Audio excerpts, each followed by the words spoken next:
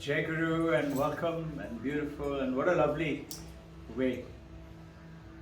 Sound of the bell, purification in the mind and attaining success.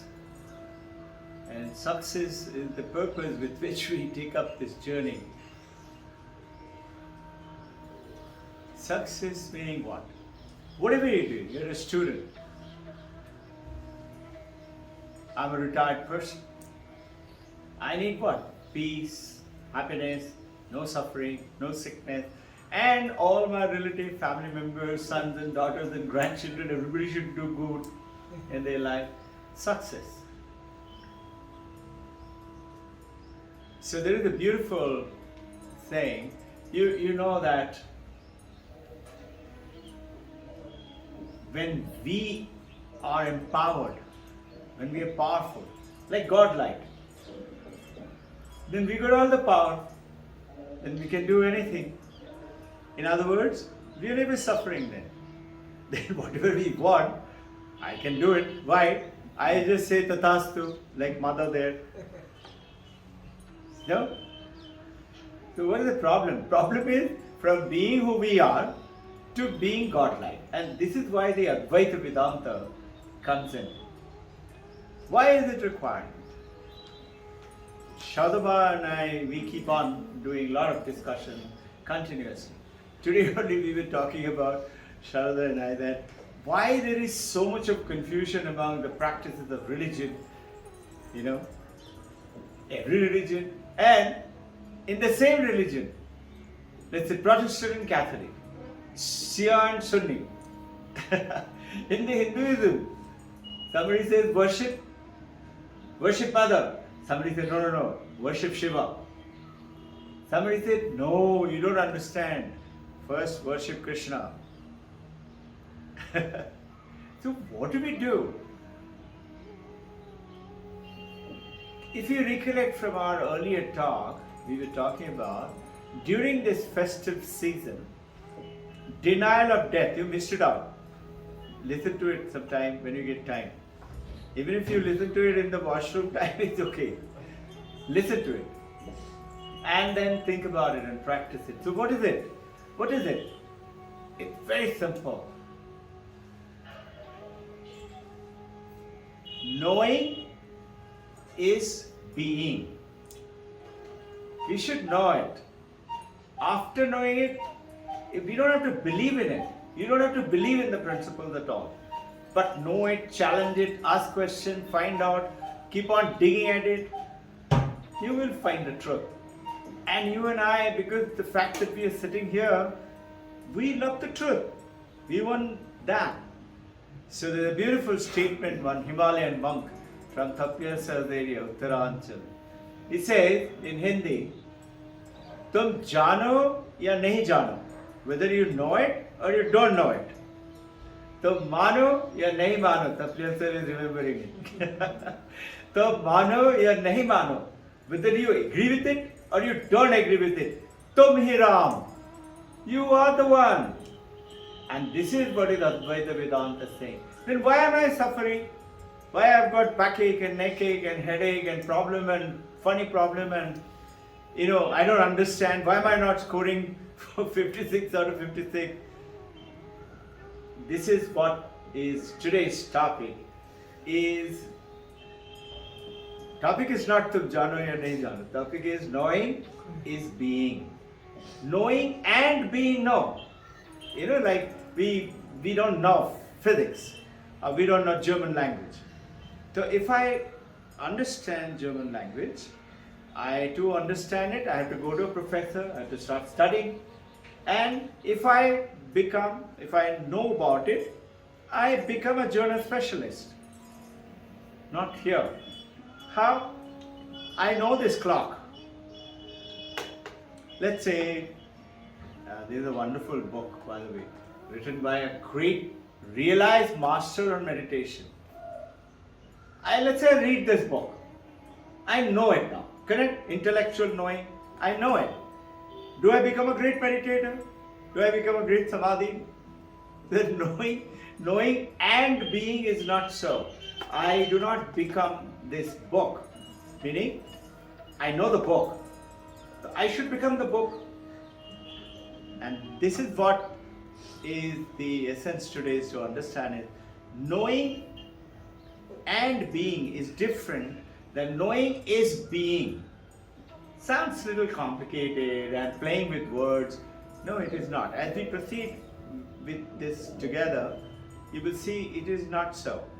Gently. Okay. I have to click it.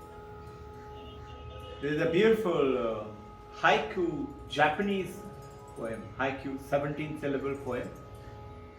And I happened to get connected. So it came out through this hand and mind. What is it? The poem goes like this. The storms are over. Clouds are gone.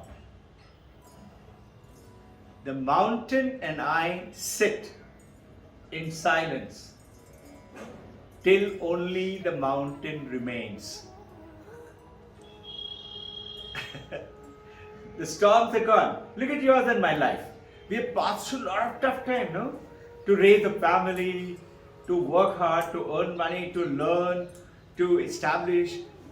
It was something very nice. Yesterday, the Santosh Manthan, you remember? And Saili, yeah? The lady from Thailand married to an Indian, Santosh. And Manthan is the son who is studying with us. He's finished now. He's in UK. And they came down to say hello to Shraddha Ma'am and I, and we were talking to each other. Santosh said, you know, sir, he's a consultant IT professional today, doing brilliantly well. And Manthan has gone down to, he's in UK, in Liverpool, no? He's in Liverpool, and he's doing a specialization in space science. Just think.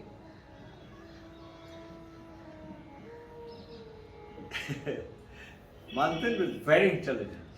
He grew up from tiny baby's age in our school, right up to 18 years of age.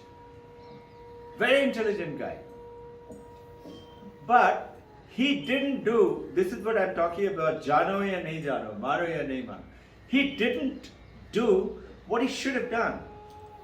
So, Santosh was talking yesterday that Manthan's teacher in the 12th standard final, and he was very interested in space science, aeroplane, aircraft, making aircraft, engineering, all that stuff. So he's taken on space science in Liverpool. So he's saying, the teacher was telling father that, listen sir, he will grow up, he will become an engineer, he'll make aircraft, he will fly also. But sir, before all that he has to understand mathematics. He was showing he's not understanding mathematics. And this guy, today, Santosh is saying, sir, his strongest subject in Liverpool is maths. Why? This is what I mean. It was always there within him. He didn't put in the effort. See, we are talking about meditation. Meditation, Vedantic meditation. These are beautiful methods. You know, like if you go to any meditation class, they start talking about yama, niyama, that is, you have to do those special 5+5 principles of ethical living. Then talks about sitting properly. Then talks about pranayam. Then talks about pranayam, control of what? Controlling of the mind. This pranayam is actually control of prana. So they tell you how to control prana, do this, alom, bilom, or bhastrika, whatever. This is the yogic principle. And then they talk about pratyahara. Pratyahara is getting focused, controlling from the senses. And then he talks about dharana. You have to focus totally on one point. Then he talks about dhyana. You all have heard about it from me, just for revision. 12 seconds. If you hold on to your mind onto one object, it is called one dharana.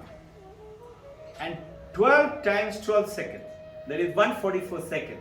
If you hold on to one object, let's say I'm thinking about Babaji, or I'm thinking about Omkar, or that light, which we do in Vedanta meditation. 144 seconds if I can do it. Vilas? Vilas? Yes, sir. थोड़ा tissue paper दो please. If we do that, 144 seconds, it's called one dhyana. Okay? That is 144 seconds. And if you do 12 times dhyana, that comes to about 28 minutes some second, about 29 minutes let's say. Then it is one samadhi. We know this, right? We have talked about it. But here, he wasn't putting his, what he should have done. And this is why I keep telling our champion youngsters that focus, concentrate. And you can do it. Whatever life you're leading today, wherever you're placed, if you focus in doing whatever you're doing, and if you look at it, all of us in our life, say how to establish the family, to buy the house, to get a good job for the people, place them for a good education, get them married, and now the grandchildren. How much of work we have to do? Think for a second. Something is disturbing my grandson. Have you realized how focused we get to get him, her out of that problem? We'll try everything, yeah? Sir, let's say I'm studying something, or if I'm doing something. Loudly. If I'm studying something or if I'm doing something and if there are a lot of distractions around me, how do I Thank avoid you. Yes, very good question. That's exactly what is my next point. So, what should we do? Lot of distractions. Same thing is the issue with the meditation. Why are we not getting into samadhi? All of us should just sit down and say, okay, samadhi, here I come.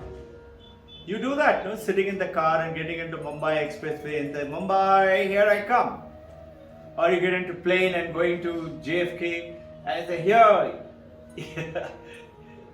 England, America, I come. No? Why is it?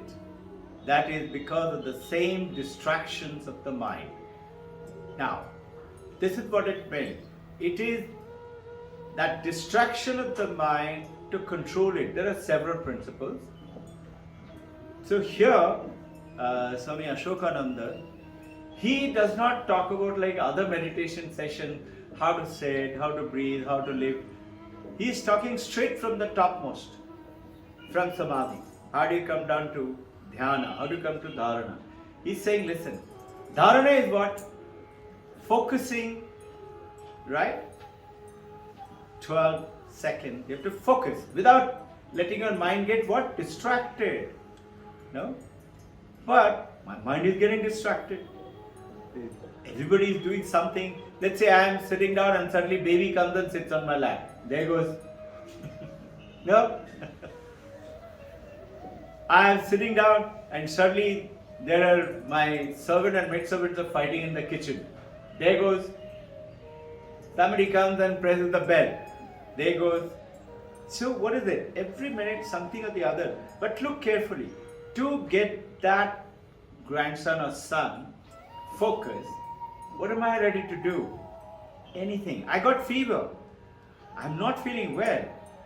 But come whatever may, I will go to office, work, school, for like Shadu ma'am and me. We will go to school. And we will work there. And we will not say my so-and-so is paining or something is happening or there is rain. I single-mindedly, determinedly continue to do it.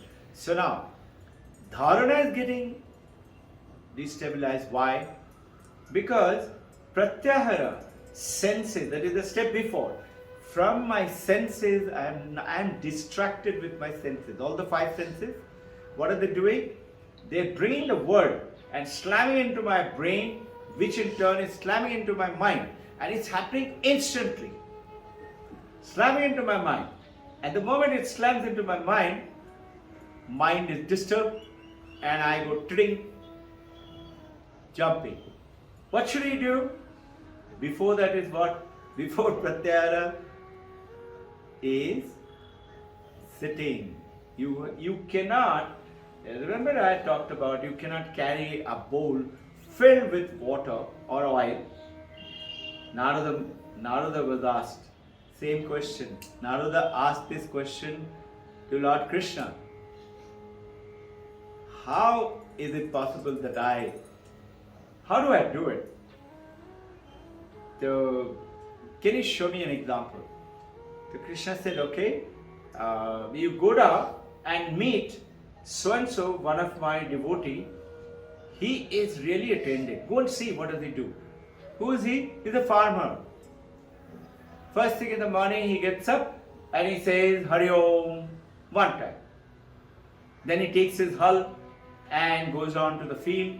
Whole day he is working, and whole day his mind is working on the field, but on one hand he's kept his Hari Om in his mind. And then he comes back and takes his wash, and those days rub oil etc. was to be there, and take a bath, and then eats his lunch, and then he takes his maybe this hookah or something, and then before going to sleep he says Hari Om. So Narada Muni says, that's all. So he goes back and complains to Krishna. Krishna, what is this? I am whole day saying Hari Om, Hari Om, Hari Om. You explain to me, how come he is a bigger bhakta than me? He said, very simple. You do one thing. You take this bowl, a little big bowl filled with oil. And Narada Muni is Brahma Rishi. He can travel around the world universe. He said, you go around the universe and come back. Only one condition, don't let one drop of oil fall out of it. Narada Muni said, okay. He goes around, comes back and says, Krishna, Krishna, see, not one drop has fallen. Krishna said, okay, tell me, how many times did you think of Krishna? Then Narada Muni said, how can I think of a Krishna? I was busy keeping the oil not falling down. You and I are doing this. So we are now supposing to do that. Do you want the door to be closed or something? No, Huh? no, I have some allergies. Huh? No. You're okay? Yes. You're comfortable? If you want anything, you can ask Sadhu Can you Mama. sit? Can you sit? What is it, Mom? Yeah, you can sit. You want to sit on the sofa? I can sit. Huh? You want to sit on the sofa? I can sit. Whatever you like to make yourself comfortable, okay? So,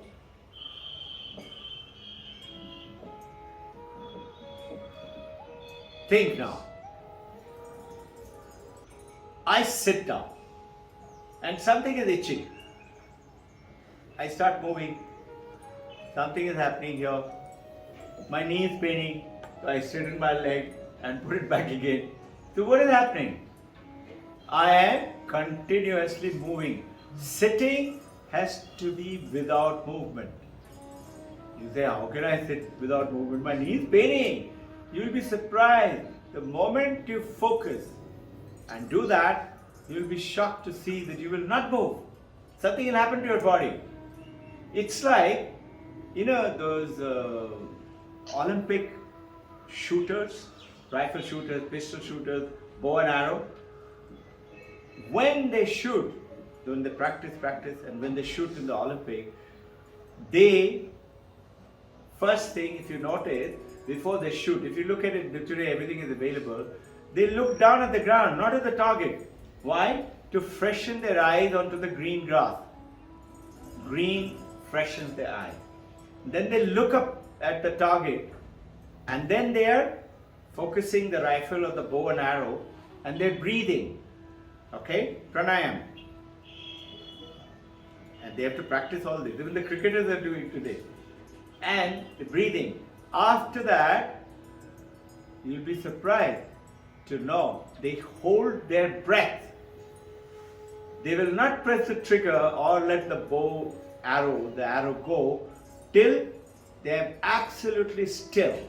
and now they will go. Because if they move slightest, it will go maybe 1 foot, 2 feet away, the bullet or the arrow. So what is it once again? Being still. Being still is not possible until and unless you do that ayama and niyama. And this is what I keep talking about. One is paradigm shift, one is ethical manifestation. So, why Vedanta? Vedanta is to understand this and make it your practice to become that. Attaining these steps. Very simple. How do you learn, let's say, snooker? Most people like to play billiards, snooker, or cricket, or bow and arrow, or anything. Guitar. Sadhama is learning sitar. She has to practice. If you don't practice, you can't attain that. So this is what is called Abhyasa Yoga. You have to do that. You have to Abhyasa Yoga. This is why I keep telling, if you want to score 56 out of 56, or 45 out of 45, or be successful in your life and have no suffering and call Jivan Mukta. Attain no suffering and Ananda. Whatever, it doesn't mean my shoulder is paining. It doesn't mean my pain has gone away. But something happened that pain is not that remarkable pain anymore. I had cough, cold, but I have to go to office. If I don't go, I'll be marked absent. I will earn money now for my family. I will still go and attain. I may have fever. I will still go and attain. I maybe something is happening, but I'll still go down and work. So this one-pointedness, attainment, comes from what? Purity of life. I keep telling you, hold on to truth. Satyameva Jayate. Why? This is the reason. And that is ayama niyama. Notice what is it first? Ahimsa, Satya, Brahmacharya. You remember all that? 5 plus 5, 10 steps. Ayama and niyama. Niyama is saucha. Starting with cleanliness of your body. And it goes on to 5 plus 5. You have to establish them in life. You come down home, let's say you go back and you go and fling your clothes or put your computer bag like that, dump it. Now, when you say God is in everything, isn't God in the computer bag or my vest or my chappal? I fling the chappal like that. No, you have to see divinity in that. And when you do that, you will find something else is happening. And that steadfastness, steadiness will continue to come. Yeah? How do we focus on one particular thought when we are concentrating? So, how do you focus on one particular thing Thought, with one yeah. object, right? Yeah. So this is what is exactly is the question from him also. So how do you meditate or how do you focus on study when the mind is moving away? How do you focus? You have to go by all these steps. There are 8 limbs, right? There is one foreigner comes to Haridwar and wants to learn from one of the senior monk in an ashram, teach me meditation. So he starts talking about principles of ayama and niyama. This guy said, I have read all this, I don't want to know all of this. You just teach me how to do the meditation. So the guru tells him, do you want to know Ashtanga yoga? You know, Ashtanga means 8-limbed yoga. Or do you want to know Vikalanga yoga? Vikalanga is meaning some of the limbs are missing. How can you do that? So what is our aim is? Earn lots of money, have a lot of fun. Whatever I want, I must get it. iPhone 14, or a car, or a Mercedes, BMW, or a great bungalow. Punch-in apartment. I want happiness, joy, success. But I want to get it like that. It doesn't happen. It will not happen. So let me touch upon here. How do you do this? Let's say thought processes come to your mind. A funny thought, dirty thought, stupid thought has come. So, there is 3 methods of Buddhism. Buddhists, they have, the one is called Theravada Buddhism, in which they say don't allow it to come. This is what Patanjali also said, that ahimsa. Tell the truth. You have to do something, right? You have to do something. Think for a second. You all remember that story of Hari the lion? Hari the lion, what happened to him? Do you recollect? His mother had not eaten for 6, 7, 8 days. And mother suddenly saw from the top of the ledge, a little down there, lots of sheep are roaming around. So she went to attack. And as she jumped, she had not eaten for 7, 8 days, very tired, and she was carrying Hari. Hari was very big and very heavy, and her heart failed. And when she landed, she was already dead. As she was dying, Hari was born. And right next to Hari, getting born, was a mother sheep, was giving birth to a kid, baby sheep. She was shivering out of fear. Everybody, all other sheep ran, but she didn't, to protect her kid. She stayed on. Now, Hari the lion was born, and Hari kept on doing mew, mew. This is how the lions and the cubs and all that do. The sheep mother felt sad. So she started feeding Hari. Hari grew up among them. To cut the whole story short, it's a beautiful story. I keep giving it to you all, this book. Read it. Vivekananda talked about it in 1893, 11 September at Chicago World Conference, this story. He says, come to me, I'll teach you how to be a lion. Stop being a sheep. So what are the sheep? Sheep, have you noticed? They're always restless, running around, butting, playing, eating grass. Hari the lion grew up like that. And he thought, I'm a big sheep. Another lion came. And another lion came down and attacked.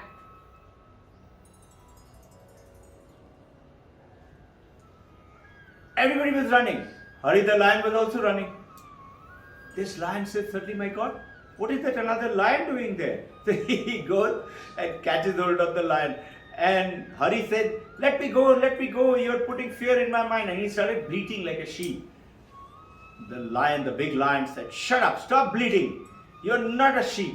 He said, no, I'm a sheep, you don't know. What are you and I saying? No, you don't know. It's so difficult to concentrate. Mind is always fickle. Are you understanding the analogy?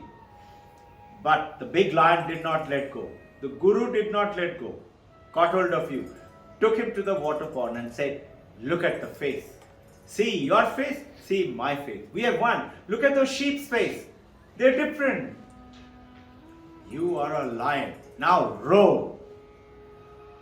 And it just so happened, Hari the lion roared and he became the lion. Now tell me, what did he have to do to be? He had to know. Knowing is being. The moment he knew, oh, I am a lion. I'm not a sheep. The moment you know that, look, I am. Yes, your mind is getting distracted. Yes, you got a pain. Yes, you got fever. But just like, I give you another example. Let's say to do a PhD. Shadhu ma'am is doing PhD with France in education psychology. Okay? Just think, how much of work she has to do? For 4 years or at least 3 years, no? Minimum. Continuous work, study, write. How much of effort do we have to do? And we want like that meditation in one day or at one sitting. No. So you have to continue to practice. How do I walk the talk? That I am a lion. That I am focused. That I am a 56. Know at first you are 56. Don't telling yourself, 56, me. Yeah. You don't believe it yourself. Hey, believe that you are a lion. And this is what our kids are doing today. How? So now, there's another thing. Manthan's father was telling that today, Vijay sir, you would love to hear this. Santosh was saying that what has happened to Manthan now? Who was weak in maths here, He went on to do very well, did very well at the end. He worked hard. But working hard is not for you talking. This is what Rajiv was saying. What is it I have to do? No, you don't have to do anything. You have to learn and become. Like, do you have to do anything to be a boy? Did Hari have to do anything to be a lion? No. Does the water have to do, the wave has to do anything to be the water? No, we are. We have to know it and knowingly practice it, believing in it. It is going to happen. It will happen. Know that it will happen. So Manthan is today, he's got in Liverpool, topped in mathematics, and he has chosen maths as a strong subject. Imagine. And he's got 96 out of 100. And just imagine, Vijay, I wanted you to hear it. You know, Tapial sir, you know what Santosh is being told by Manthan? He's being told, Dad, I don't know how I lost 4 marks. Can you imagine? Out of 100, he got 96 in Liverpool, top university. He's the topper. He said, why did I lose 4? If he had done this over here, he would have got 45 out of 45 in DP. Why? Because he didn't put in his effort.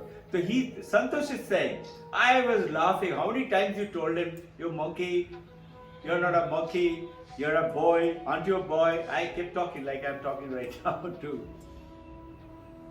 Another thing, Santosh said something which I wanted you to hear. You know, sir, you remember our earlier days we used to do in Santosh and Sally, they all used to come. Here also they used to keep on coming. So there,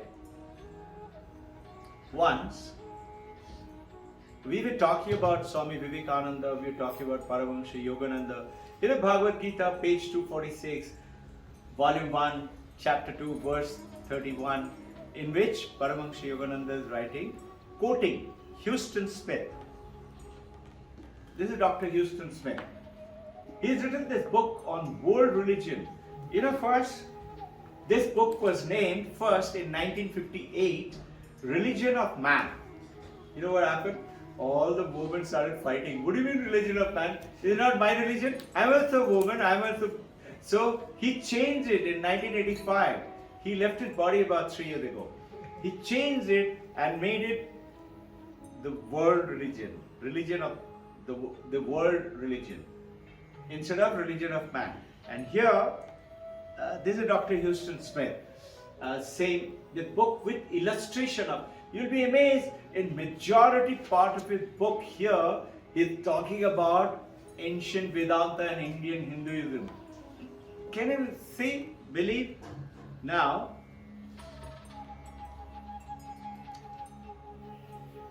if Manthan had woken up, and if Manthan believed in that, like the lion told the lion baby Hari, you are a lion. He believed in him, no? When he saw the evidence of seeing himself like a lion and not like a sheep, he believed.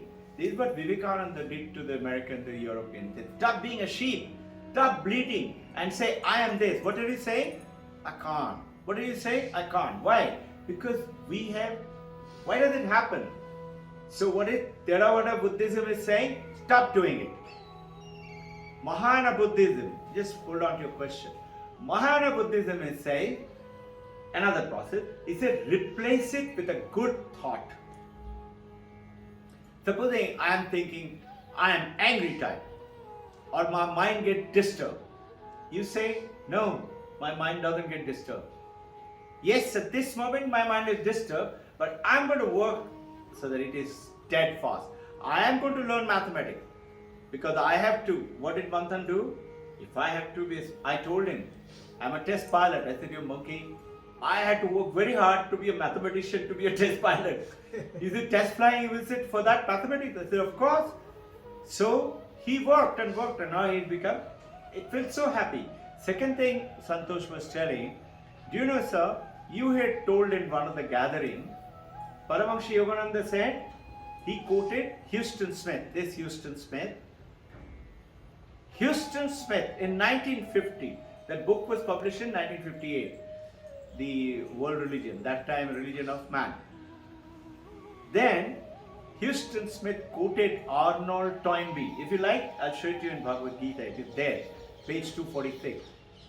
Arnold Toynbee says, India the conquered. We were conquered by the Britishers, by the Portuguese, by the French, the Zoroastrian, the Timur-Long, the entire Mughal brigade, no?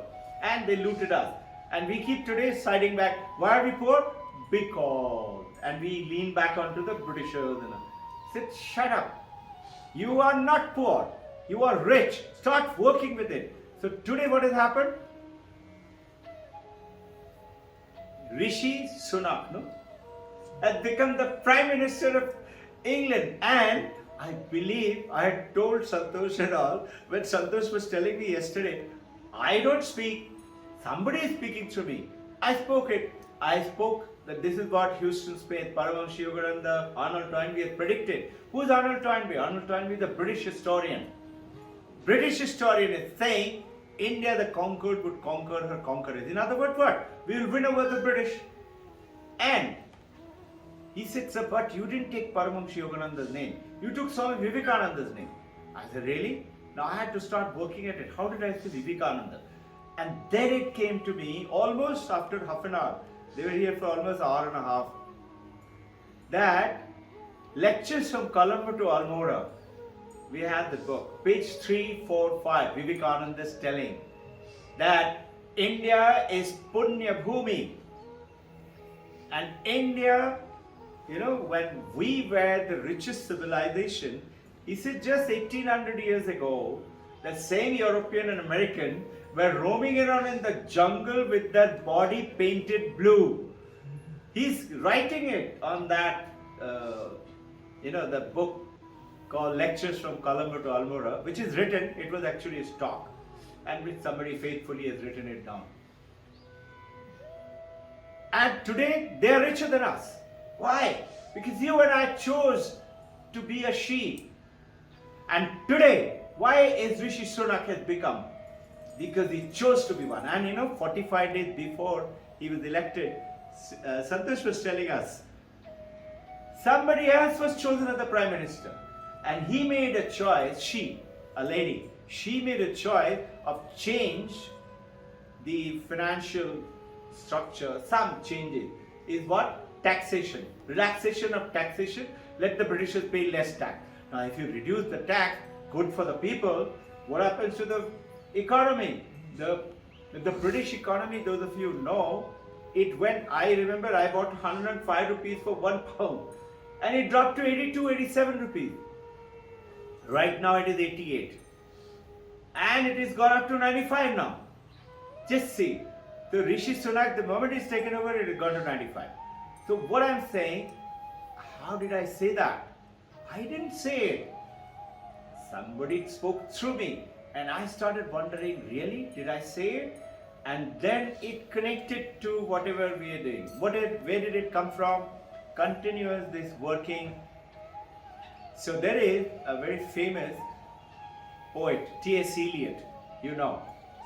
T.S. Eliot, now he is writing in one of his poems, and it's called The Hollow Men. The poem's name is Hollow Men. He said, the gap between ideal and reality is the shadow. Ideal, you want to meditate perfectly. You don't want to move. You want to get into samadhi. You want to score 56. You want to be a billionaire. You want to be successful in material as well as spiritual, as well as no suffering from sickness, disease, and enjoy and another. We want to be. Lies the shadow. T.S. Eliot is what? Not believing it, not being it, not knowing it. I quoted this. Is talking about ideal and the reality falls the shadow. So is the gap between knowing and being. You know what? In Mahabharata, Krishna talked to Arjuna and Bhagavad Gita and taught Arjuna what? The topmost theory of spirituality from all the Upanishads. In what place? Imagine war. Fighting for life and death. And Arjuna is saying, I don't want to fight. And there Krishna is teaching him spirituality. Think, toughest situation is a war. Life and death. And they're blowing trumpet. They're going to start the attack. And Krishna is teaching in spirituality. So somebody said, why didn't he stop the war? He could have gone and spoken to Duryodhana. And if you all recollect, he did speak to Duryodhana. And he told Duryodhana, Duryodhana, oh prince, what you're doing is adharma. It's going to bring suffering for you and your people. Don't do it. Duryodhana said, Krishna, don't teach me what is wrong and what is not wrong. You think I don't know? Just imagine. Duryodhana says, you think I don't know that what I'm doing is not wrong and not right? It is wrong? He said, I know it. The Krishna said, then why are you doing it? He said, something from within me happens. I just can't stop it. I have to do it. What do you say? I have to get up and get a glass of water. No, you don't understand. My knee is paining. No. So there is a beautiful statement between the knowing and giving. Why is it so difficult? And there is one Jonathan Haidt. He's written a book called Happiness Hypothesis. I don't have the book here. Jonathan Haidt, Hyde. Happiness Hypothesis. He's asking, why is it so difficult being what you want to be? Learning perfect what you want to be. Why is the gap between knowing and being is so much? But remember, it is not knowing and being, it is knowing is being. It's like, you know you're a boy. What's so difficult for you not being a girl? What do you mean? I am a boy. It sounds funny, But when I speak to the boys and girls, they all laugh, look at each other, giggle. They're not understanding. This knowing has to be perfect at the 100%. Here, he's talking about the more you know, the more is the gap. You look at today, let's say all our bookshop, Barnes and Nobles, and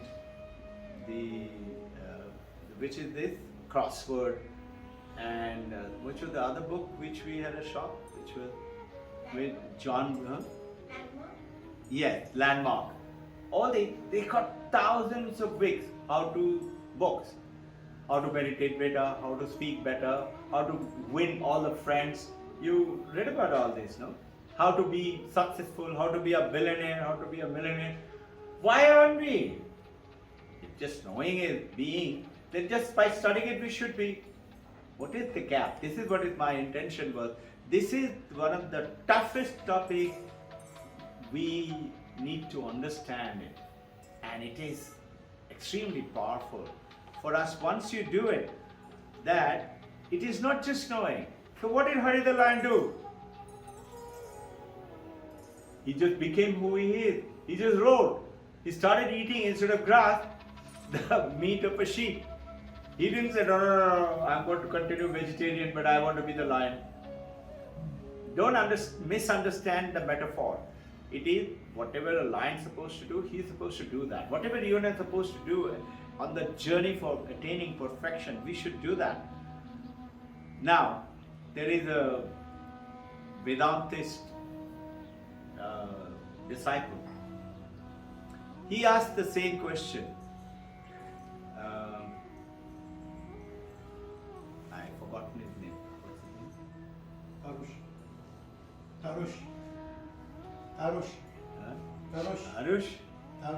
Arush is deep in meditation now. Deep. Okay, very nice. Now, somebody asked her guru, and guru was also a lady. She is an American and guru is an Indian. Guru is in India, she is in America. She rang up, they had met, they had practiced, she had come here, Guru had also gone to America. Now at this point of time, Guru is in India, she is in America, and she's saying same question what Arush was asking. What you are asking. How do you focus? Mind is continuously rotating. So, and that lady teacher is a Vedantist. She said, what should I do? So the disciple thought that the Guru will say, breathe like this, meditate like that, follow that principles of meditation. Guru didn't say. Guru said just one thing. One sentence. Keep studying Vedanta. Only that much. Keep studying Vedanta. You will understand. So this is what I was saying, that knowing is being. It is not knowing and being. You know, there is a beautiful asterisk and oblique. Oblique and asterisk, very famous in India. It's not there in the rest of the world. India is very famous. England is very famous. Asterisk and oblique goes to a druid. A druid heals people with all kind of problems. Now there they see a lot of people are sitting around, and one young man is barking like a dog. So oblique asks asterisk. You know, asterisk is the smart one. Oblique is a big, very strong. Oblique says, why is he barking? So asterisk asks at the attendant of the doctor, looks at her. The attendant says, because he thinks he's a dog. So he's barking like a dog. And the druid said next, and this guy goes inside, and he was barking when he went in. Suddenly barking stopped, and he came out like that. So oblique said, what happened? Wow, this druid is really good. He's made it stop barking. So when they went inside, so asterisk asked the druid, what did you do? How did you make him stop barking? He said, no, I just taught him. He thinks he's a dog, so I taught him how to beg now. See, he is a human being. He did not teach him how to be a human being. He taught him how to beg. This is what is happening to you and me. Are you understanding the metaphor? We are not being who we are. We are trying to do something, and this is what was right at that time Rajiv was saying, okay sir, very good. What do I have to do? You don't do. You have to understand it and you have to become it. Did you understand, Arush, what I was talking about? So, sorry? You had a question, yeah.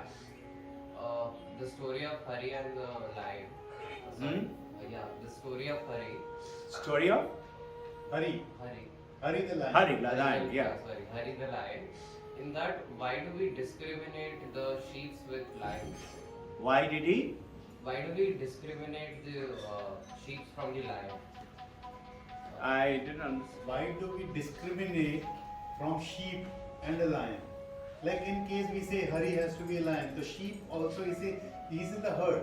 The sheep also has got their own this thing. Why do we discriminate? It's a metaphor, Arush. Good question.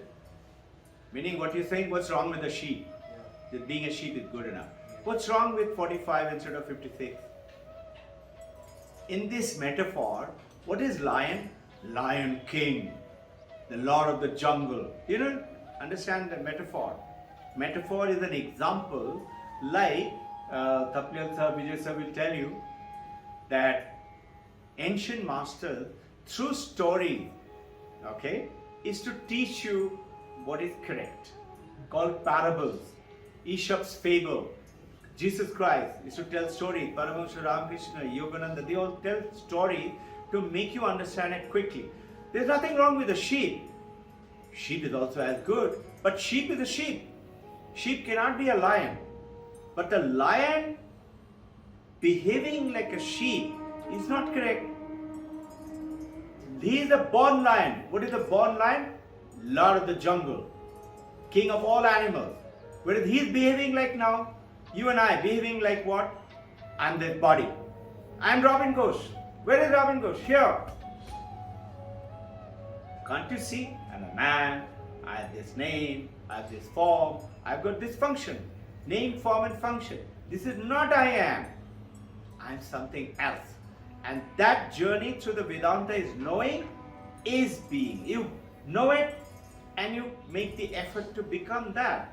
You would then. So did that answer your question? Sir, Yeah. what is the meaning of metaphor? What is the question? Metaphor. Meaning of? Metaphor. Metaphor.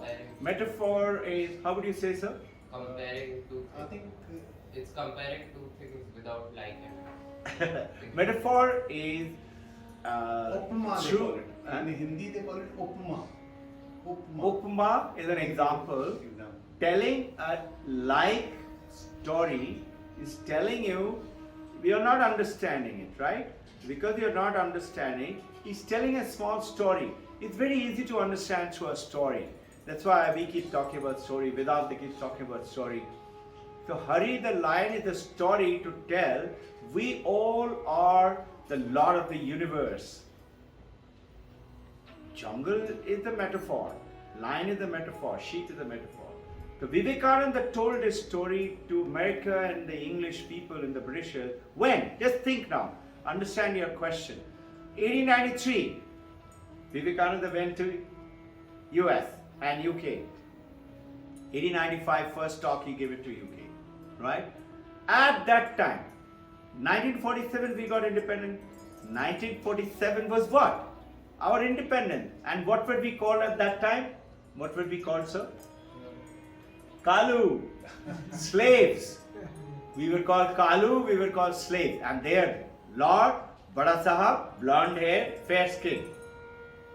At that time, that is 54 years before independence is 1893. 1947, 1893. Minus it is 54 years.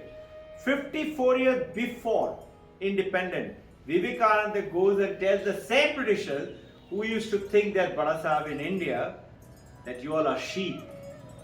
Stop being a sheep. Come to me, I'll teach you how to be a lion. You get the metaphor meaning? Come to me, I'll teach you. Who is a lion? It's you, within you. Only that you've forgotten about it.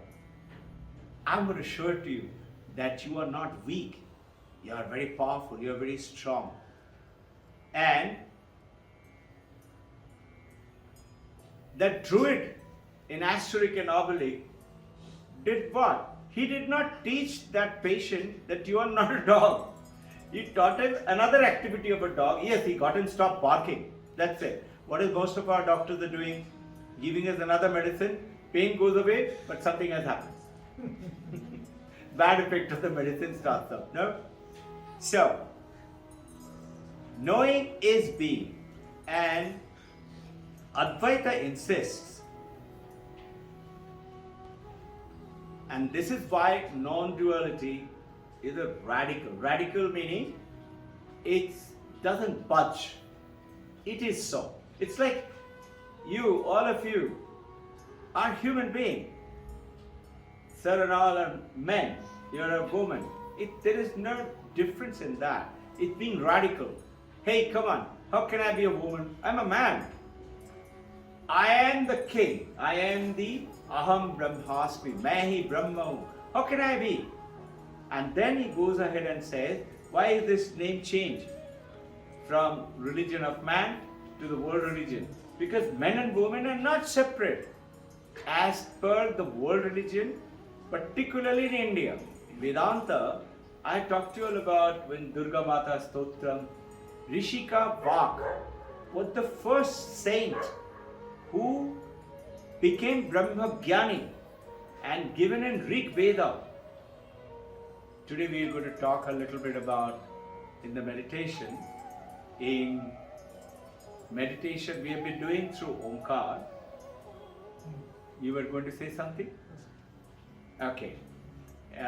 Today we are going to do meditation through another. And that you all know, Gayatri Mantra.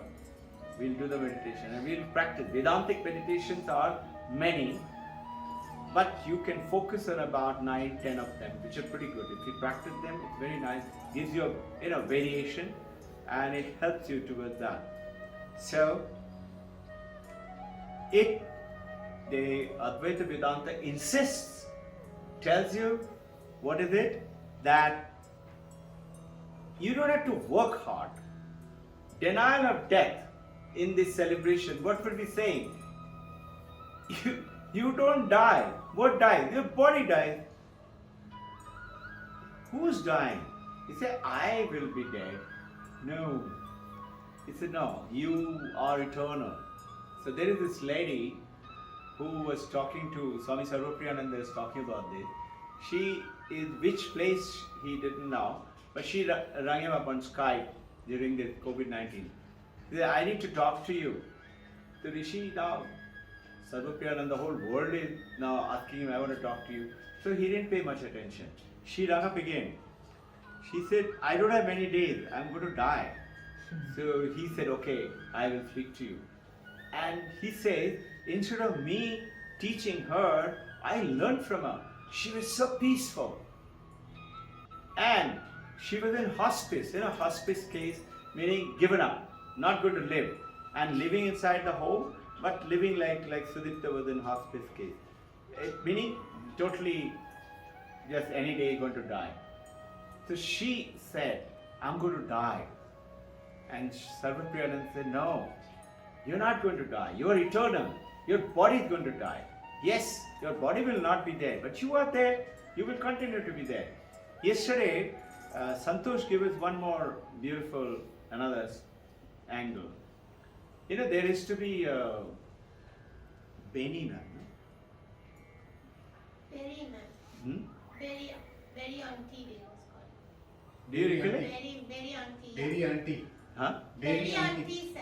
Yeah, Vedi auntie. Recollect? Yeah. Yeah. I don't remember.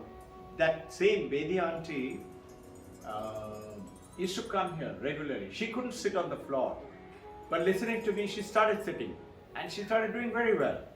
And sitting for hours together. From where she couldn't sit at all.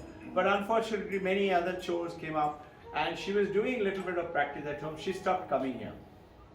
Now, eventually, Santosh was saying that she went into a very bad suffering. She had all kind of diseases, kidney to cancer to her whole body started swelling up, and the skin and muscles started to erupt, and water and pus started oozing through her whole body. He said it was pathetic, the way she was suffering, but she always had a smile because inside she's a wonderful lady, very nice person. Her husband was an army officer, colonel, and that day Santosh said suddenly, Santosh is a very good meditator. While meditating, his whole body used to start shivering, when he used to go into that meditation. He said he got a message, I must go and see her today. So they went, Santosh and Sally went. And that night she died. She left her body. But when he went, she was smiling, she was talking and all that. At night when she died, Santosh is saying, I asked him how this came to be. I asked him, is Manthan continuing to meditate or no? He said, yes, she is. And then they said that on that same day, Santosh in his meditation, so not Santosh, Manthan in his meditation in UK came, one soul came and said, I'm in trouble. Please help me. I want to rise higher. You have the energy, give it to me. This boy, he was a very strong meditator. And he used to see different kind of things, very beautiful mystical experiences he would have. He had, and he said, he did help her. And after that, he said, I felt very tired for the whole day. A lot of energy he must have given it to her to ride. This is another thing, that she realized that she is stuck in this. She left her body and she wanted to rise to the higher level, and she did, and she took help from one of our. Manthan also used to come down here with Santosh and Sally for the meditation. Can you understand now this is called metaphor, going through the example. So, now, think, how does it happen? It's very nice to talk. This is intellectual. No, intellectual is knowing, but being is not intellectual. Being is. If you say, I'm a mother, do you have to do anything? It's not an intellectual, it is your wisdom, knowledge. It is so. Yes, you are utilizing your mind and memory and brain and all that to understand it, but you are, in the same way, let's say, how do you understand this and become? Look at a television screen. What is happening? Love scene is going on. Little while later, war film is going on. Little while later, a space astronaut film is going on. Little while later, maybe a documentary is going on. But screen is one. Screen is not changing. What is changing? The play, the picture is changing inside. So, the moment you and I realize it, that I am that lion and not the sheep, you will stop being frisky. How? Something will happen to you. And that happening is the journey that we have to. Yes, we have to practice. So I told you Theravada, Mahayana. Mahayana says what? Replace it with a good thought. I get a bad thought. I get very angry. Replace it. I used to get angry. I am now going to place it to be calmness. Just replace it. This is Mahayana Buddhism talks about. And there's another third one called Vajrayana. Vajrayana says, you are getting angry. Okay, get angry more. He said, how? He said, transfer the anger to God. God, why is it I am not liberated as yet? I am going to fight with you. Fighting with you. Look, don't laugh. Look at what happened to Ravana. What did Ravana do? Ravana, as he left his body, said, hey Ram. You know about that, no? He attained, and the story goes on, Ravana, I'll tell you some other time, that how did he become Ravan, how did he choose to become Ravan, and how did he attain that oneness. So, the screen with the different movies are pointing at only one thing. It is a story. You and I have to realize that this life that we are leading, which we call as reality, is not real. And this is what is the book.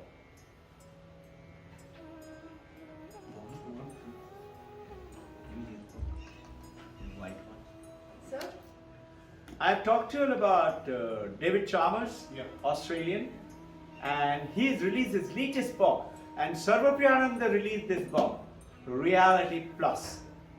You know, which we keep talking about reality. That is what?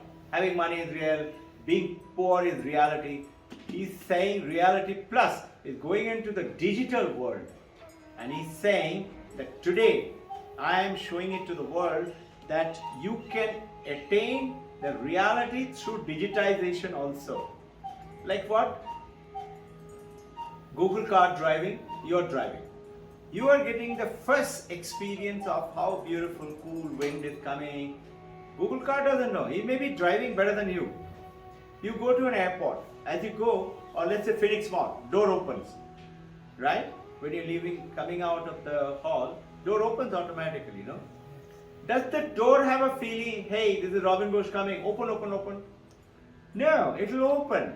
Why? Because it has got a sensor. But it has got no first person experience. That first person experience is what you and I need to understand. The Google car doesn't have. But he's saying, the reality plus, he's saying, you would be able to attain that. And he's talking about through this beautiful example called the metaphor again. And going into, what is that? Existence, consciousness, bliss. This is who we are. Sat Chit Ananda. Yes, ma'am. Is God reality? Is God reality? You tell me. Is God reality is your question, right? Tell me, what is real? Understand, quickly, deviate for 1 minute to Unreal- understand your question, huh? Unreal and real. No, what is real? Me, you, Yes, that me is who? That body? body. No, Body, that's soul. the mistake. No. See, Taplian sir is doing this. No, that's the mistake.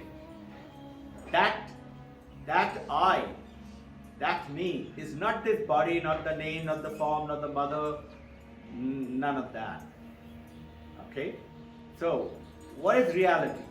Remember the example I talked about intrinsic quality and borrowed quality.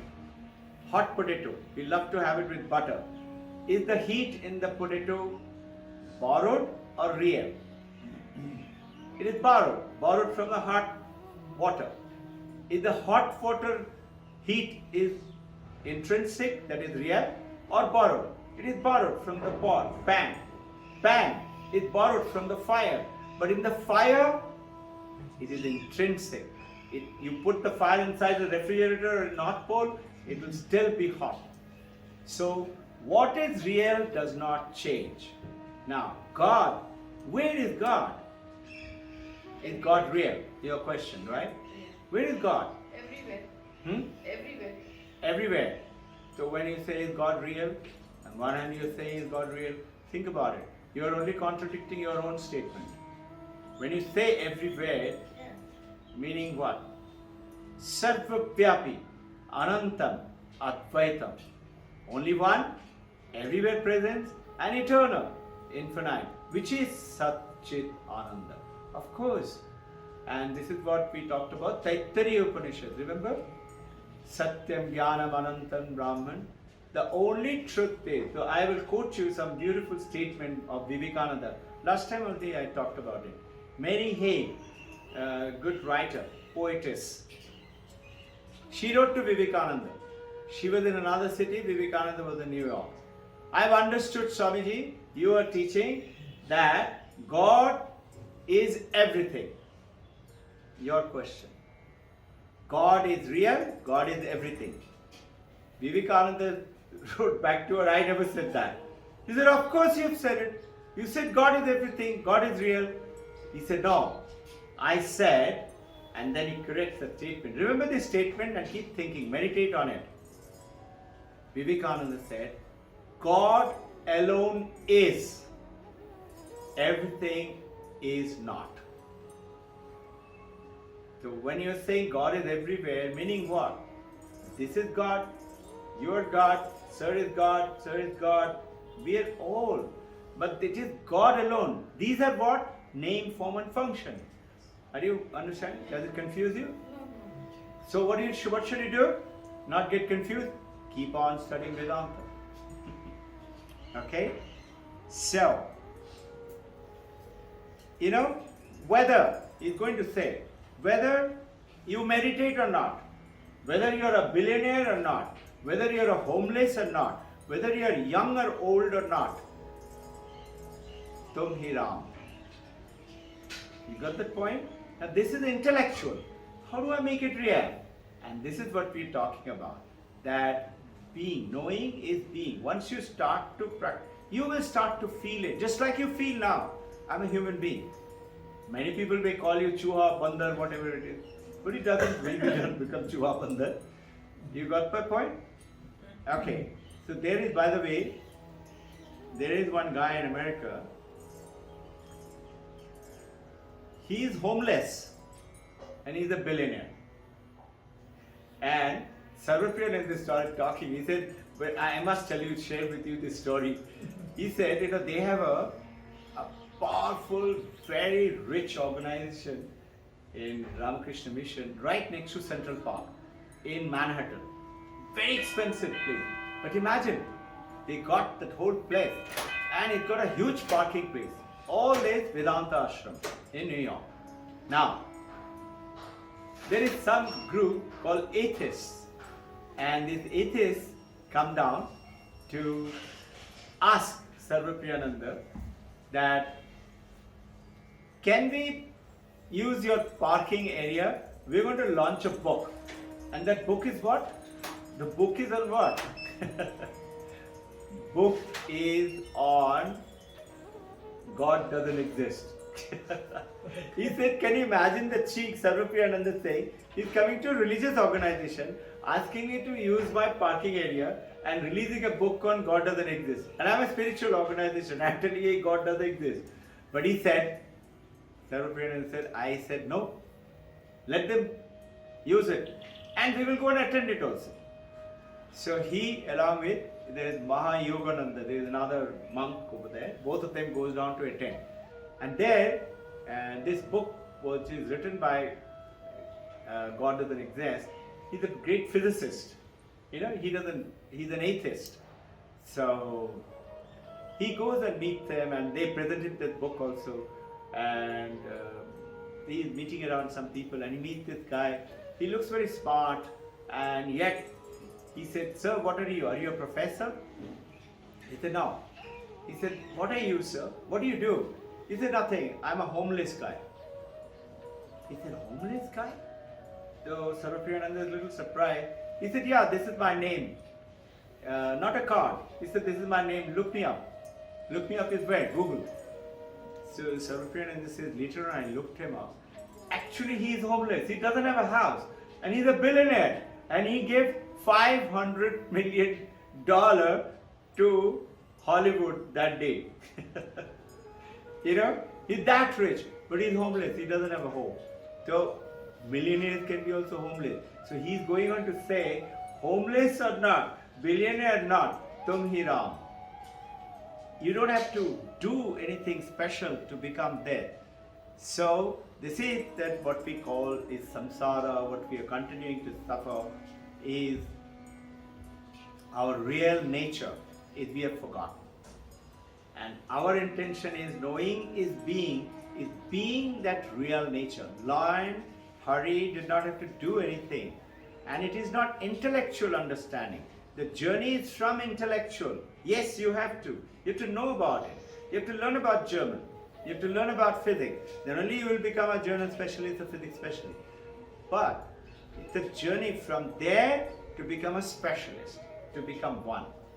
And in which enlightenment is what? The moment you become enlightened, imagine, Vijay sir become enlightened, Saptal sir is enlightened. Does the world vanish? No. Supposing he has a headache, does it mean he is enlightened, meaning he will not have a headache anymore? Ramakrishna Paramahamsa broke his hand, Paramahamsa Yogananda broke his leg. But what happened is that suffering did not make them suffer so much. And remember that example I talked about Hari Maharaj, Turyananda Maharaj, comes first thing in the morning in Kashipur garden and tells, Thakur, how are you today, this morning? 3 days to go for him to die. Serious cancer, throat cancer, terrible pain. Thakur said, my throat is paining a lot, I can't eat anything. And Turya Maharaj says, but sir, you are in Maha Ananda. And Paramahansa Ramakrishna is still getting angry that I'm going to die, you don't understand my pain. This is how you and I will react, no? He says, rascal has caught me. Sala ne pakad liya. This is what happens when you become enlightened. You realize I'm not this. Body is good. What is suffering? What has got confusion? What has got pain? What has got depression? Mind. What has got COVID-19? What has got fever? What has got pain? It's the body. You understand? But that's not me. Yes, I have that. But you are using them as an app. What do you do with this Ashtanga Yoga? You're purifying them. Like you have to clean the house to have an idol there. I cannot have a dirty, filthy house and put an idol there. You have to clean a temple from jungle and birds and bats and the kabutars dropping, clean it, and then only you can go and put a Shivling or Durga Mata, whatever you want to do, isn't it?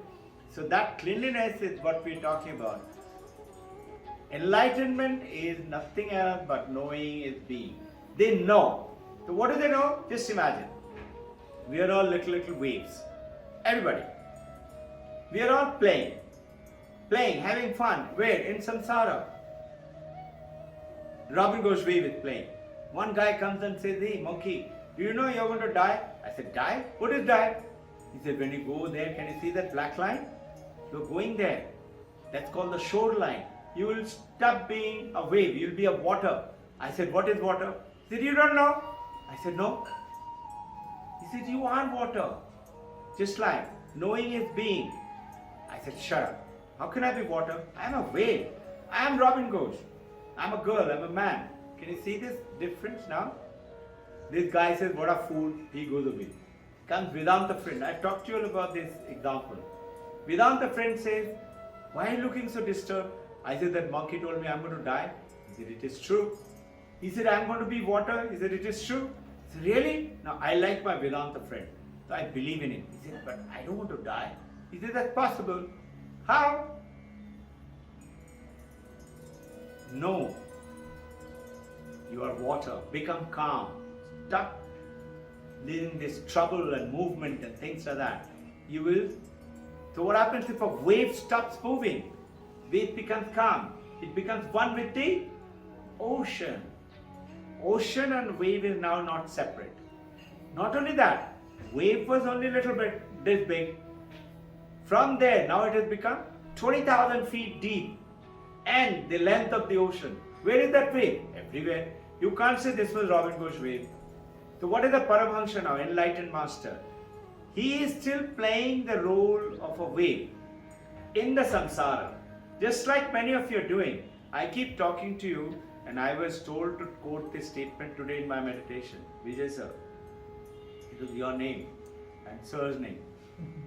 You remember when you all have said, I'm always in joy, I'm in Ananda, Madhur Bhav. No? Whatever be that, I am happy. Vijay and Taptil keeps talking about it. I was told, how are they? They are in that process to know, yes, this suffering, it is not that they are not there. But they don't let it affect them. So Anu ma'am left her body, but before leaving, Taptil sir got her that enlightenment state. You could see her. Her face was radiating, remember? With so much of light, more powerful than the sunlight outside. And I was lucky to see that. We were three of us only. 1, 2, 3, we were standing there. She couldn't speak, but there was a smile in her face and she knew who she is. And this is what we are talking about. Enlightenment. Now what are the wave master, Paramahansa Ramakrishna, Ramana Maharshi, Jesus Christ? What do? They continue to play the role of the wave. But they know all these waves and me, we are not separate. So when you say God is everywhere, water is everywhere. You get the point? That's called a metaphor. Water is everywhere. And all these waves are water only. So this is intellectual knowledge. No, once you start to realize it, you will suddenly see, you will stop fighting with your husband or wife. Or you will stop fighting with that neighbor or that maidservant or the servant or the driver or that guy.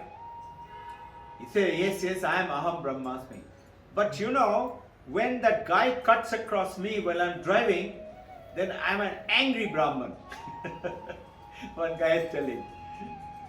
He says, no, this is where you are making the mistake. You are not angry Brahman. If you realize you are Brahman, there is one monk in Himalaya, very powerful Advaita Vedantist, very good intellectual, but he used to be very angry. He used to get very angry. So one day one of the brahmachari, his student, says, sir, you are Advaita Vedantist. You say you are Aham Brahmasmi. Why do you get angry? He was taken aback for a while. And then he said, oh, that. I don't get angry. The mind gets angry. I am only a witness. Now that is a tall story. But it doesn't gel very well from you and I. We laugh. But if you look carefully, it is true. You are a witness to whatever you're doing. See, this hand is mine. This hand is mine. Can the hand say, I am Robin Ghosh? No. So remember one day we played this game. One of the great American scholar he said, where is that eye? Draw a line on your body. Below the waist, above the waist. Where is that eye? Below the waist or above the waist? Above. So you will say generally above the waist. Say, okay, I draw a line along the neck. Where is that eye? Below the neck or above the neck? Most of us will say above the neck. Say, okay, I draw two lines, one like this, one like this. One this side, one in the center. Where is the eye? Most of us will say here. We think that eye is something to do with the third eye, something with the consciousness, something with the brain, something with the mind. I am like that. What is that I am like that? The mind is like that. That is not me. So, knowing is being. I would like you to say Robert Ingelston. Robert Ingelston was a great physicist, non-believer. He met Swami Vivekananda and he told Vivekananda You know what? He told Vivekananda, learn to squeeze the orange. He's telling Vivekananda, this universe is an orange. Learn to squeeze it. Take every bit of juice from this world. You know what it means? Take the juice out of everything, everyone, earn a lot of money, have fun. This is Charvaka theory of the ancient India. Charvaka used to say that. You have only one life, so enjoy, beg, borrow, steal, whatever you do, but have money, have fun. You can steal whatever. Others' husband, others' wife is also okay. This is Charvaka's theory. Vivekananda said, Ingelston said, what is your opinion, Mr. Sannyasi? So Vivekananda said, beautiful answer. He said, you know what? I also agree with you. Squeeze the orange. But I squeeze it better than you. And do you know how? Because I know I have no shortage of time. And Ingelston was saying, you have only one life. He said, I have no shortage of time. Why? Because I know I'm never going to die. This body will die. I will live. And I will see this God in everyone and help them to become God-like in this life. So what is Vivekananda's statement? He's saying, manifest the divinity. He said, preach into the mankind their inner divinity. That is knowing. And preach into the mankind is, now being is what? Manifested in every walk of life. That's being. Start living like that. Living like I am. Walking 56. Talking 56. I will. Automatically you will see you will start working much more sincerely. All I said, put that 56 all around your house. In your mobile, in your TV. You know, fourth side on your TV, put it on. Watch TV, it's okay, but watch that 56. Put in your worship corner, one little 56 also. Along with Krishna and Divine Mother, put a 56. Put a 56 in front of your toilet seat. When you go out of the house, 56 inside. When you come back, 56 inside. So what happens when you keep looking at it, 56, 56, 56? It's like, I'll give a metaphor. I don't tell lie. I keep telling everybody, I don't tell lie. Just think, when there is a chance for you to tell lie, something will happen. Something will come and say, shut up, Robin Ghosh, don't tell lie. That's called inner consciousness, your Chetana. Right? So, imagine Vivekananda said, joy of loving everybody as God. And I get 10,000 more squeezing of the orange now than anybody else. And here,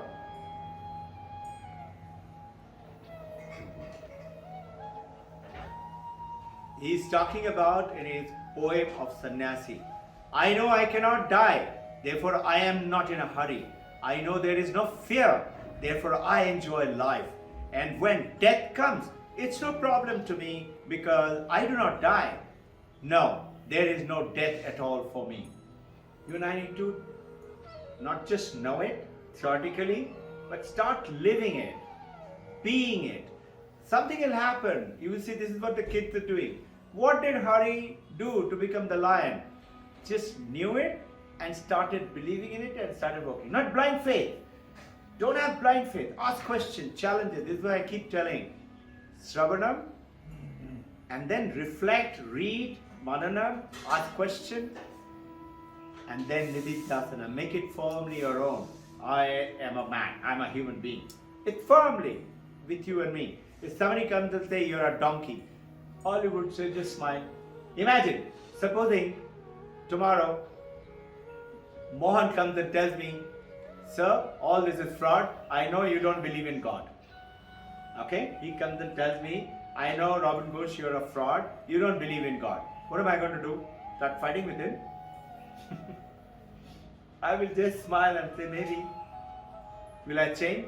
It's like Mohan comes and tells me you're a donkey. Will I become a donkey? Will I get a blister in my body? No. So when is this knowing is being? This is what it's called, is knowing is being. In Advaita Vedanta, knowing is being because you are already that. And this is what we talked about, that denial of death. In the festive season, this is what I'm connecting with the last week's statement. So, knowing gives you the benefits of being. Today's talk is knowing is being.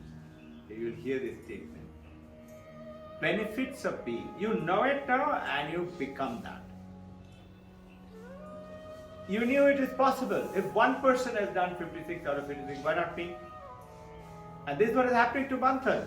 Weak in maths, from there he worked hard, he did pretty well, but still not 100 out of 100. In Liverpool today, he's saying, I don't know, why did I miss 4 marks? Where? He is doing his graduation to masters in one of the toughest science. So if you see the difference between knowledge and ignorance, what is the difference? In ignorance, I think I'm a mind, I'm a name, I'm a form. In ignorance, I'm ignorant. So what is it? In ignorance, I'm limited creature, striving for perfection. What do I have to do? Are you understanding now? I have to do something. I have to lose weight, so I have to diet, I have to exercise. It's like that? No. This is the difference. So, in ignorance, you say, I have to do that. But in knowledge, we say, we are already that. Only thing, I've forgotten about it. Why? Because of role that you're playing. Role of a boy, of a girl, of a wife, of a mother, of a father, of a son, of a businessman. Come on, so Maharashtra state, everybody has to give bribe. No? वो तो देना पड़ता है. Everybody says that. No? Not true. Maharashtra state is not bad. Some people may be, yes, but you could go ahead. So, in Advaita Vedanta, knowing is being. So what is Vedanta, Vivekananda saying? Preaching to the mankind their inner divinity is what we are trying to share among all of us. Understand of our inner divinity. That inner divinity, you cannot touch it. You cannot hold it. Don't try to experience like Samadhi. Like, very famous example which we used to do, Drisya Viveka. Remember? I is the seer and Drishya is seen. I'm seeing all of you. Soon enough, my eyes is flickering and I'm saying, my eyes are not that powerful as I used to be. I need specs to read. Right? Who's saying that? I is not saying it. It is the mind which is saying, my eyes need specs. Now, mind is saying, I can't read. I have to read to study Vedanta. I'm disturbed. Who is disturbed? Mind is saying, I am disturbed. Who is witnessing that the mind is disturbed? You say, I. Who is that I? That I, mind is disturbed, was the one when he was a 2-year-old, was a teenager, was an adult, was a grown-up lady, grown-up man, and now growing older. Which one is that I? Which body is that I? I may have another name before. So Manthan, I keep remembering his name. Manthan is famously known to us as Manthan. Now he in England, he's become Master Manthan. You have to call him Master Manthan. He's become used to it. Name has changed. Does it mean he has changed? He has not changed. So knowing and being is the paradigm shift and ethical manifestation. Remember the paradigm shift? We have to do those, let's say 8 limbs of yoga. Okay? You have to do Raja Yoga. 8 limbs of yoga. You have to do Bhakti Yoga. You have to have faith. It is not you have to have faith, like a temple guru Pandit said. You have faith in God, so that when you die, you will go to heaven. Why can't I see God now? You can if you're a good girl, good boy, but after you die. Is there everything? Panditji, you're not going to be there. I can't come back and catch you. This is Bhakti Yoga. But what are we doing? I'll just come to it. And then is Karma Yoga. Work selflessly for the welfare of the people. These are the very simple principles. And last is Jnana Yoga. Know it. It is so. Now, what are we doing it is not only Jnana Yoga, that is only knowing. It is knowing and being is going ahead with the practices of Kriya Yoga, meditation, exercises, and going into meditation and making an effort to practice attaining Pratyahara, Dharana, Dhyana to Samadhi. It doesn't mean that once we are in Samadhi we have attained it. No. The moment you come out of Samadhi, your bank loan will remain. Your maybe one hand is broken, that will remain. No? But that will not affect me because I know now that I am not this. And this is called, what is ethical manifestation? That monk who said, oh, that is not me, that was not mind which gets angry. But truth is, yes, it is true. He is the witness. The true him is the witness. But ethical manifestation is when you see somebody is a divine, is a nice person and all that.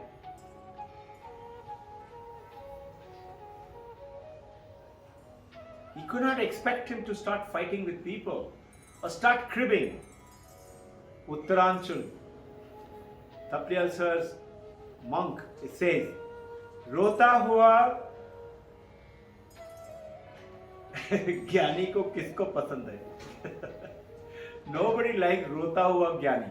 You know, who's saying, I don't have this, I don't have that, मेरे को थोड़ा सा वो दे दो, थोड़ा सा वो दे दो. You know, beggar is asking, just $1 million. He gets $1 million, comes in, lottery ticket comes flying. Beggar says, wow! And next year the lottery draw, he gets $1 million. It's actually not a reality, but it's a story. And he is walking down in Beverly Pool in Hollywood, and he sees all $15 million, $20 million. He said, God, you give me $1 million, but this is not fair. At least give me a house also, no? This continues in yours and mine. And this is Rota hua jnani kisko pasand hai? Who likes a grumbling enlightened? So, Jivan Mukti is what we are talking about. Mano Nasha. You know the Jivan Mukti, there is a book called Jivan Mukti. Vidyaranya only has written, who we shared many a time, Panchadashi, Vidyaranya. He 700 years ago. And in which he says, when you attain this status, when during this journey, knowing is being, when you are doing this journey, three things will happen. First thing you will see, you will understand a lot of Upanishads and Vedanta, even though you don't understand. Like, I didn't know anything about Vedanta, but started to go through it, became more interesting, and now I have tiny bit of drops. And then, that's called Tattva Jnana. You will know a lot more things, and they are given by the great masters.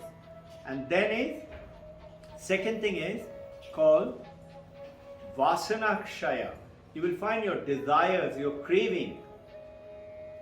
I want to eat this, I want to do that, I want to buy that, will start to go away. And the third thing is Manonasha. You will find your mind stop being turbulent, it will be calm and peaceful. So it means you get into that Samadhi state. When? Over time. You're calm and peaceful. This is what when I love to hear this, when I hear it from Vijay and Tapnil sir, I am in joy, I am in Ananda. So